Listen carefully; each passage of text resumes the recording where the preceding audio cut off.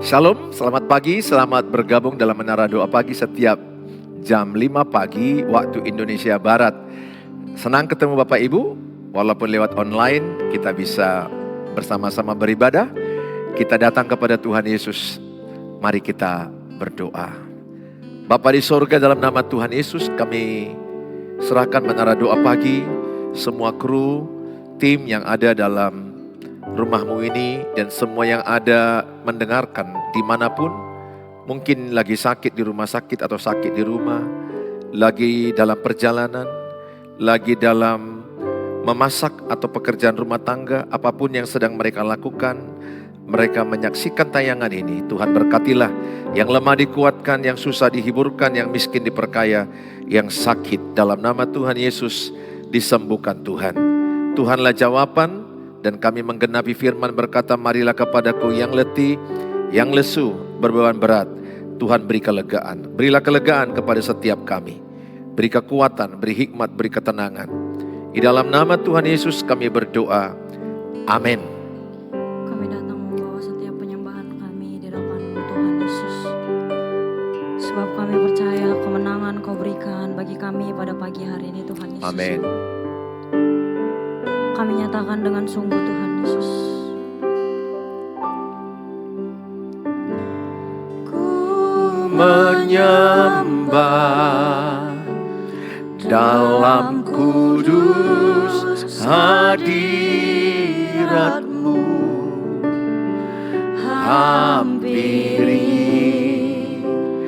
tata kasih karunia-Mu Bapa. Kau kekuatan setiap kami ya Tuhan Yesus. Kekuatanku hanya dalam hadirat-Mu, Yesusku. Hanya Kaulah segalanya. Kami katakan sekarang ya Tuhan. Ku yakin Kau hadir di sini. Ku rasakan kuasa yang tak terbatas. Ku yakin Kau nyata di sini. Kemenangan terjadi di sini. Lebih lagi kami menyembah di dalam hadirat-Mu Tuhan Yesus. Ku menyembah dalam kudus hadirat-Mu, hampiri tata kasih karunia-Mu Bapa.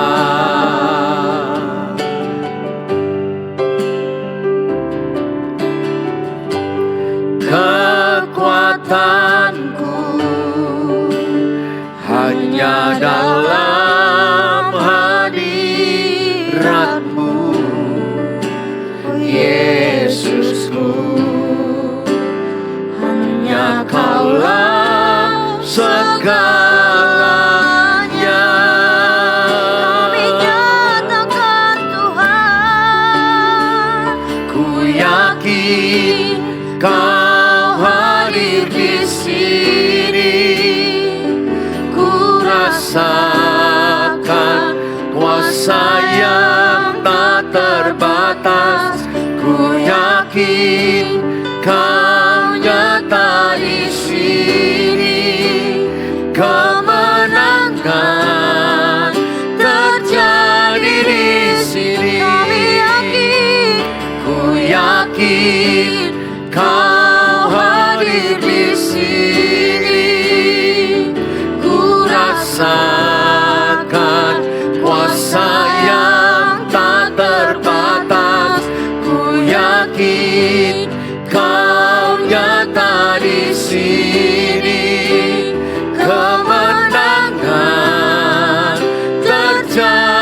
Kesembuhan Kau berikan Tuhan.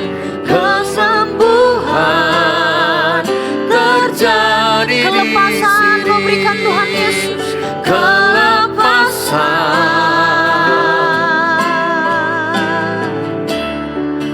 terjadi di sini.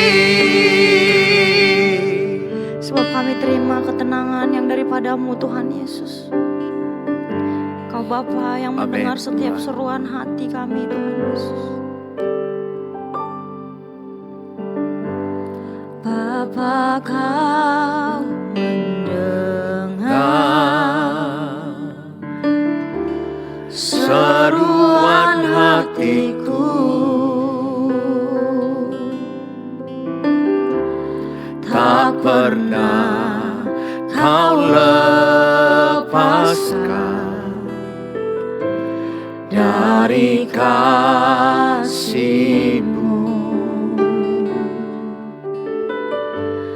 Lewat lembah gelap, Kau temani aku. Roh-Mu bekerja selalu untuk kebaikanku.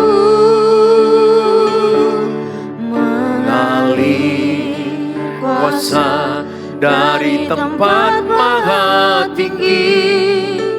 Bapa kekal mulia, Kau hadir di sini, memulihkan hati, menyembuhkan yang terluka.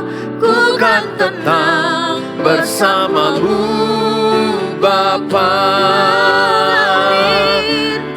Mengalir kuasa dari tempat maha tinggi. Bapa kekal mulia, Kau hadir di sini, memulihkan hati, menyembuhkan yang terluka. Ku kan tenang bersama-Mu, Bapa. Lebih lagi kami nyatakan ya Yesus. Mengalir kuasa dari tempat maha tinggi. Bapa kekal mulia, Kau hadir di sini, memulihkan hati, menyembuhkan yang terluka. Ku kan tenang bersama-Mu, Bapa. Ku kan tenang bersama-Mu, Bapa. Ku kan tenang bersama-Mu, Bapa.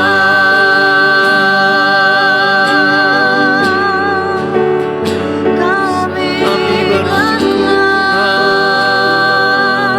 bersama-Mu. kami tenang bersama-Mu, kami aman, kami damai bersama-Mu, kami tenang bersama-Mu, Tuhan. Kami tenang bersama-Mu, kami damai bersama-Mu, Yesus. Terima kasih hadirat-Mu, kami Terima kasih Tuhan. lihat Kau berikan pemulihan Kau-Nya. Kami aman bersama-Mu, kami tenang bersama-Mu. Engkaulah kekuatan, Engkaulah perisai hidup kami. Terima kasih Tuhan. Kami bersyukur. Haleluya. Terima kasih. Terima kasih. Pegang setiap tangan kami ya Tuhan Haleluya. Yesus.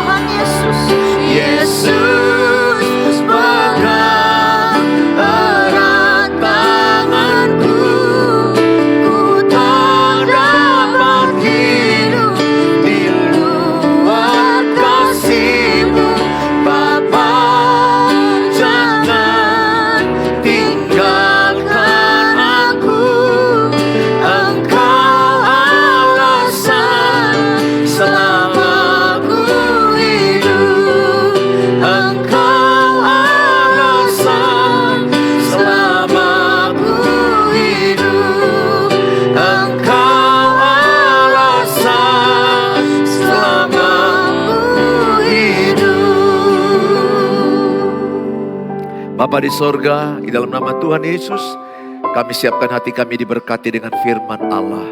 Dalam Tuhan Yesus kami berdoa. Amin. Shalom Bapak Ibu, selamat pagi. Senang ketemu Bapak Ibu. Hari ini kita mendengarkan firman Tuhan dengan tema jalani masalahmu bersama Tuhan. Jalani masalahmu bersama Tuhan. Saya sangat mengajak tema ini supaya saudara jadi kuat ketika menjalani lembah kekelaman, persoalan. Saya bisa merasakan ketika penyembahan tadi ada orang-orang yang sedang menjerit dalam pernikahan, menjerit dalam hubungan, menjerit dalam sakit penyakit, menjerit dalam keuangan, masalah anak-anak, masalah pekerjaan. Banyak hal yang membuat kita kadang merasa nggak kuat, merasa nggak sanggup, dan rasa-rasanya seperti mau putus asa. Ada banyak orang stres, depresi, dan frustrasi. Tapi Tuhan katakan Matius 11 ayat 28, marilah kepadaku yang letih, yang lesu, berbeban berat, maka Tuhan akan berikan kelegaan. Walaupun saya sebagai pendeta, sebagai gembala, banyak khotbah, saya sendiri merasakan sangat diuntungkan ada menara doa pagi ini. Setiap saya mendengar, setiap saya melayani dan menyaksikannya, dan saya kadang memutar ulang kembali menara doa pagi ini saat di mobil, saya bisa merasakan ada kekuatan Tuhan. Dan oleh karena itu jangan jemu-jemu datang dalam menara doa pagi ini. Ajak sebanyak mungkin orang lain untuk ikut dalam menara doa pagi ini. Dan jangan lupa subscribe, like, share, and comment. Saudara yang saya kasihi, tema ini saya ambil dari kitab Mazmur 23 ayat 4. Berkata, sekalipun aku berjalan dalam lembah kekelaman, aku tidak takut bahaya, sebab engkau besertaku, gadamu dan tongkatmu itulah yang menghibur aku. Pada ayat ini jelas di Mazmur Daud berkata, sekalipun aku berjalan dalam lembah kekelaman. Jadi ini masa-masa bahwa Daud mengalami lembah kekelaman. Daud mengalami yang namanya frustrasi juga, mengalami yang namanya tekanan mental dalam jiwanya. Bagaimana tidak, keluarganya penuh dengan persoalan, di mana mertuanya mengejar dia, ingin membunuh dia, yaitu Saul. Bagaimana anaknya juga ingin mengkudeta dia. Bagaimana juga anaknya Amnon memperkosa anaknya juga Tamar. Bagaimana orang-orang ingin mengambil nyawanya. Ada banyak tekanan yang membuat Daud bisa menyerah dalam lembah kekelaman. Lembah kekelaman itu berbicara persoalan, tekanan, masalah hidup, kegelapan, ketidakpastian. Semua kita punya lembah kekelaman. Tulis dalam kolom, saya jalani lembah kekelamanku bersama Tuhan. Tulis dalam kolom, saya jalani lembah kekelamanku bersama Tuhan. Sangat penting kita menjalani lembah kekelaman ini bersama dengan Tuhan. Saudara, di dalam firman Tuhan dikatakan di dalam Alkitab 2 Korintus pasal 4 ayat 16 sampai 17. Rasul Paulus memberikan dukungan, arahan kepada jemaat Korintus. Sebab itu kami tidak tawar hati. Tetapi meskipun manusia lahiria kami semakin merosot, namun manusia batinia kami dibaharui dari sehari ke sehari. Sebab penderitaan ringan yang sekarang ini mengerjakan bagi kami kemuliaan kekal yang melebihi segala-galanya. Jauh lebih besar daripada penderitaan kami. Ayat ini jelas berkata, sebab itu kami tidak tawar hati. Apapun masalahmu Bapak Ibu, jangan tawar hati. Kuatkan hatimu, teguhkan imanmu. Yang sanggup menolongmu adalah Tuhan. Diberkatilah yang berharap kepada Tuhan. Selagi manusia, jangan pernah pegang perkataannya. Manusia gak bisa dipegang perkataannya. Manusia gak bisa ditepati janjinya. Maka Tuhan melarang kita untuk berharap kepada manusia. Siapapun yang berharap kepada manusia pasti kecewa. Maka Tuhan bilang terkutuk orang yang mengandalkan berharap kepada manusia. Diberkati orang yang mengandalkan dan berharap kepada Tuhan. Hari ini saya mengajak setiap saudara. Apapun persoalan, apapun tekanan, jangan tawar hati. Tulis dalam kolom, saya tidak tawar hati dalam masalah hidupku. Tulis dalam kolom, saya tidak tawar hati menjalani masalah hidupku. Jangan tawar hati. Karena ini yang diinginkan oleh diinginkan oleh iblis kepada banyak orang percaya. Supaya gak percaya Tuhan. Supaya tidak beribadah, supaya tidak berdoa. Ada banyak keluargaku di YouTube yang curhat rasanya sepertinya doaku gak dengar Tuhan. Aku udah doa 5 tahun, 10 tahun, 15 tahun. Kenapa suamiku makin jahat? Kenapa aku tidak sembuh? Kenapa keuangan kami tidak selesai? Jangan putus asa. Jangan berhenti berdoa. Tetaplah berdoa, tekunlah berdoa, sabarlah dalam kesesakan. Saudara, Rasul Paulus mengatakan, secara lahiriah dia mengalami merosot. Tapi manusia batinianya dibaharui semakin hari semakin serupa Kristus. Ada kalanya tekanan masalah itu membuat kita semakin merosot lahiriah kita. Katakan sakit penyakit, katakanlah ketumpur usaha kita, uang kita bangkrut. Katakanlah gagal seluruh apa yang kita impikan. Kelihatan lahiriah kita mengalami kemerosotan, kemunduran, kehancuran. Apa yang diinginkan Tuhan di fase itu? Engkau tekun mencari Tuhan. Engkau tekun berdoa. Supaya apa? Manusia batiniamu lebih kita utamakan masa-masa kesesakan, masa-masa lembah kekelaman. Manusia batinia kita dibaharui sehari demi sehari.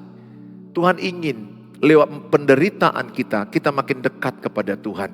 Tuhan kepingin lewat masalah hidup kita makin rendah hati, kita makin sabar, kita makin lemah lembut, kita makin bertanggung jawab, kita makin serupa, segambar dengan Kristus. Oleh karena itu, saya berdoa kepada semua keluargaku yang di YouTube. Jangan rendah hati. Jangan tawar hati. Jangan tawar hati, jangan sampai tinggalkan ibadahmu. Percayalah, Allah turut bekerja mendatangkan kebaikan. Dari seluruh masalah hidup yang kelewati, kalau saya responi dengan baik, jangan reaktif ya. Kalau reaktif itu artinya langsung emosi, langsung marah. Kenapa ini kualami, kenapa ini terjadi kepadaku, protes.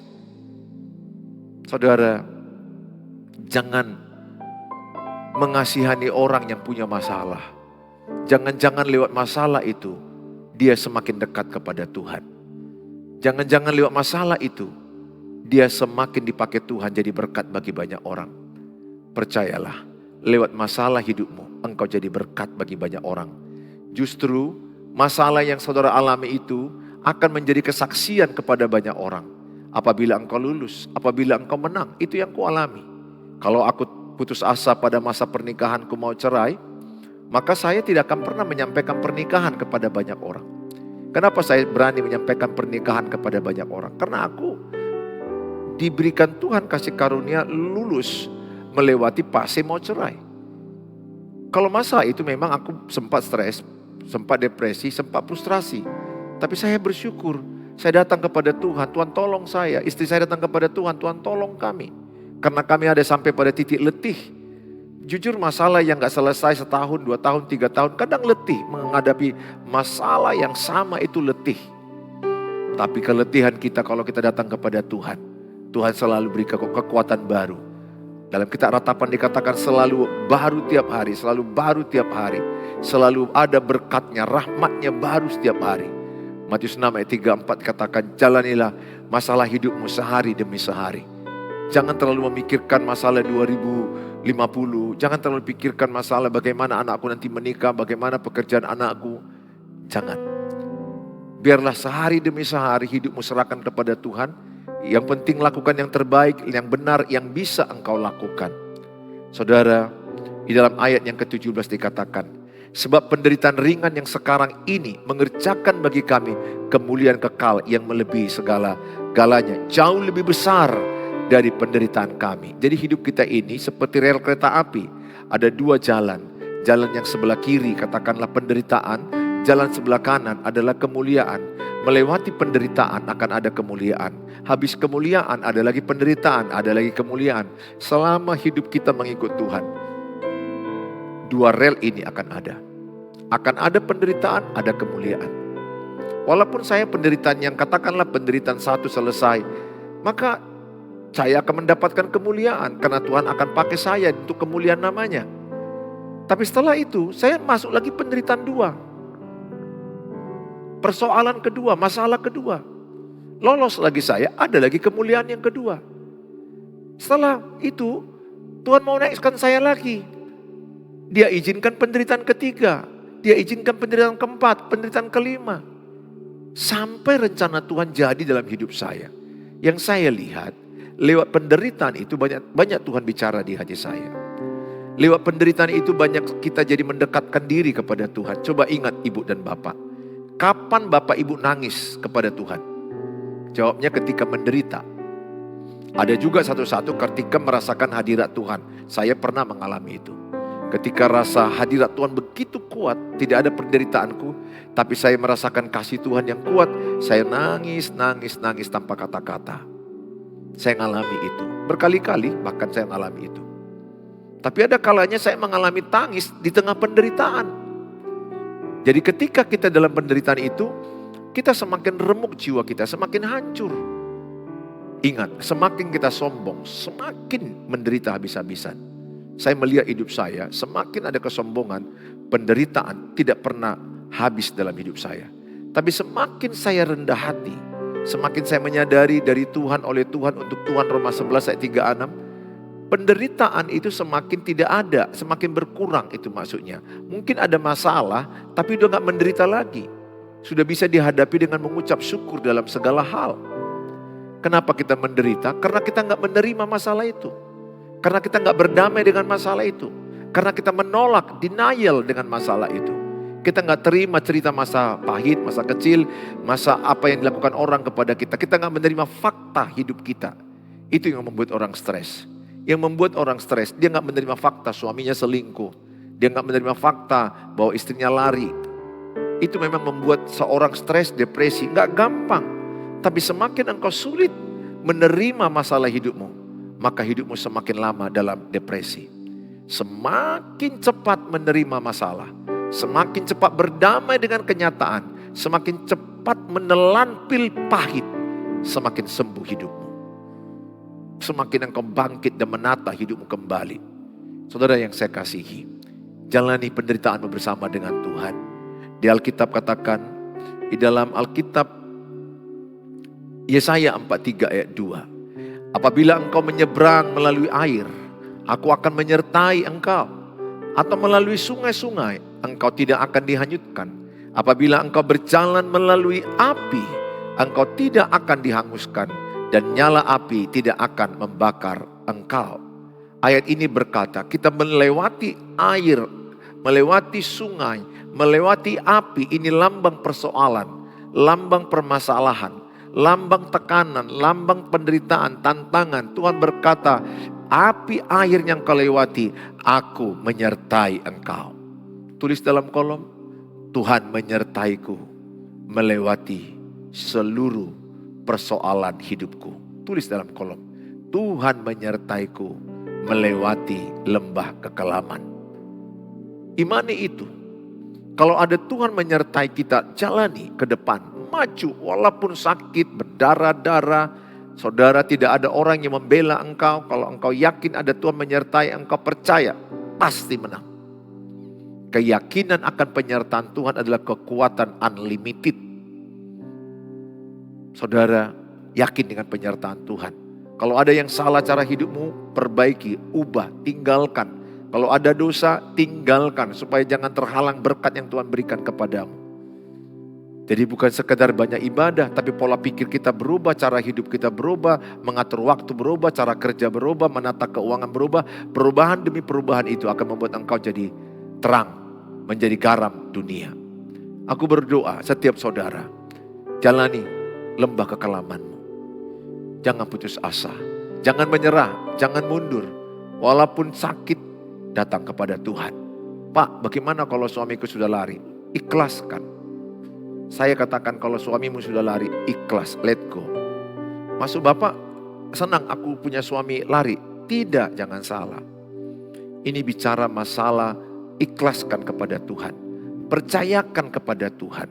Karena kalau engkau tidak mengikhlaskan, menggenggam suamimu, jangan lari. Faktanya dia lari, maka yang terjadi apa? Frustrasi, stres, depresi, dan bisa mati bunuh diri. Bisa gangguan jiwa. Yang saya maksud ikhlaskan adalah serahkan kepada Tuhan. Biar Tuhan berurusan dengan dia. Dan pesanku ibu, jangan pikirkan terlalu banyak suamimu yang udah lari.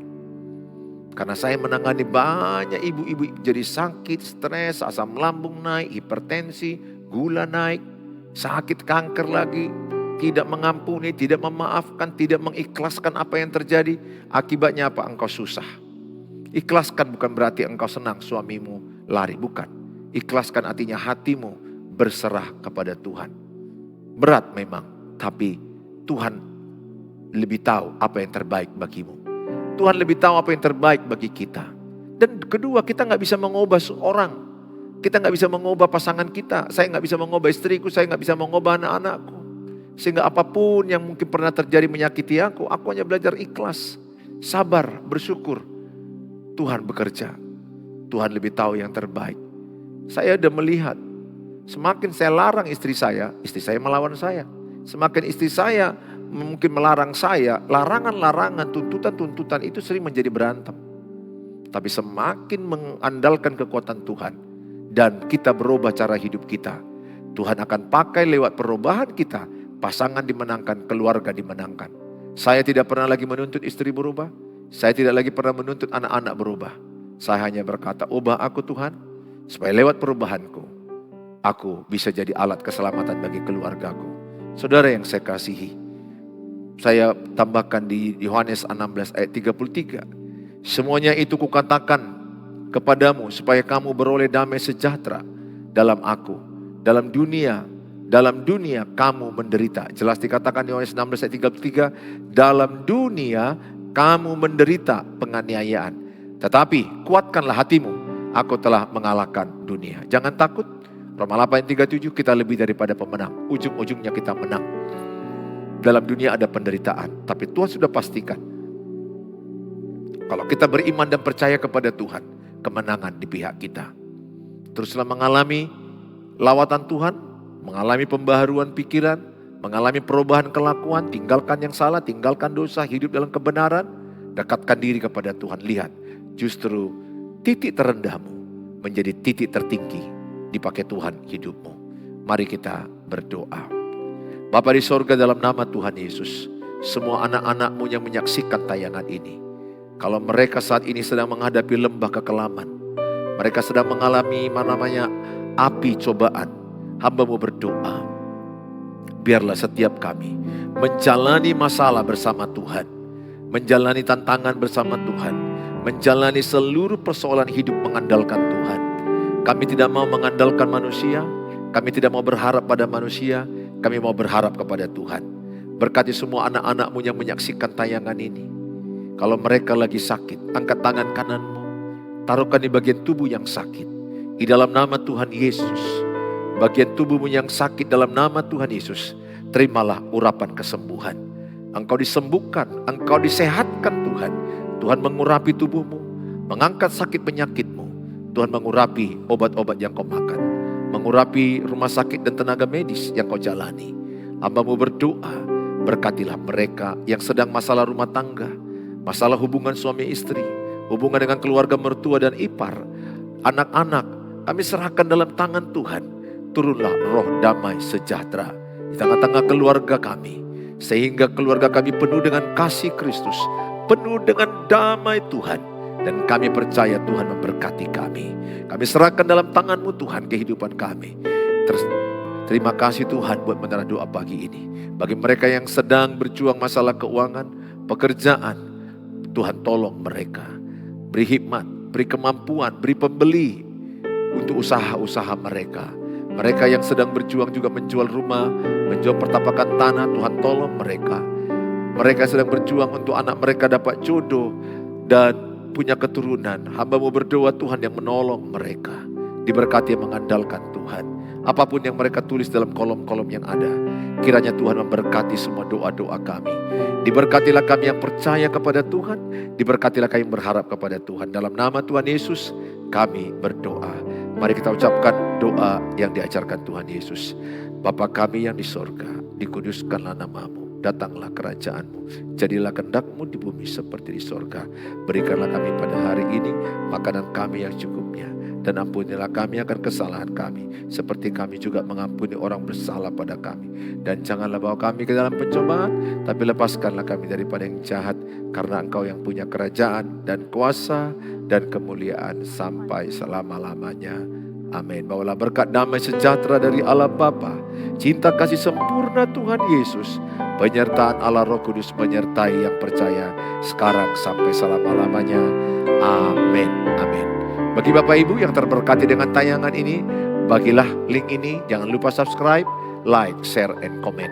Dan bagi Bapak Ibu yang membagikan share link ini, Bapak Ibu sudah terlibat dalam pemberitaan firman Allah.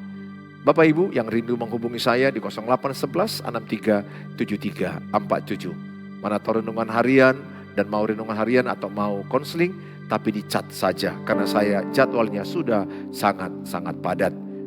Saya upayakan sebisaku. Kalau saya kelupaan, hubungi kembali 2 atau 3 kali. Nah Bapak Ibu yang saya kasihi, dukunglah pelayanan gereja Tuhan, pelayanan hamba Tuhan lewat rekening yang ada. Tuhan Yesus memberkati saudara. Shalom. Sampai jumpa besok pagi jam 5 pagi waktu Indonesia Barat.